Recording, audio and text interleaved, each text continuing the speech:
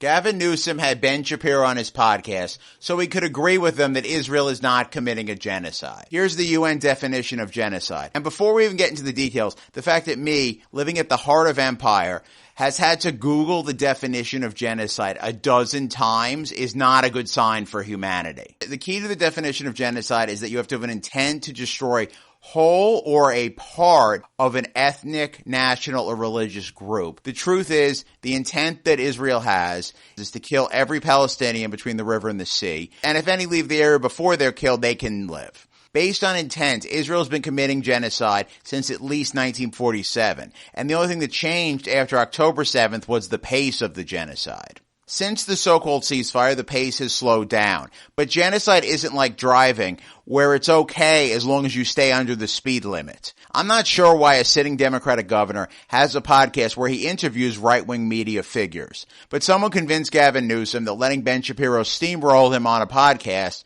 would help him become president. Newsom is the kind of guy who tries to get along with whoever he's in the room with, which means he's the worst possible person to host a podcast where the guest is a right-wing Zionist. But this is how he governs. He lets conservatives and big money donors in the room with him, and then he either compromises with them or just does what they want. Also in this episode, he tells Ben how he made California better for business than a red state, how he's been more effective on the border than Trump, and how good people can disagree on whether trans people exist. He's a less diverse, less likable, and more conservative version of Kamala Harris. He thinks he can fool primary voters with a bunch of tweets saying that he'll hold Trump accountable. And the second he wins, he will drop all that stuff, just like Biden dropped the idea of packing the Supreme Court. Because part of being loyal to rich people is not holding rich politicians accountable for what they did for their donors.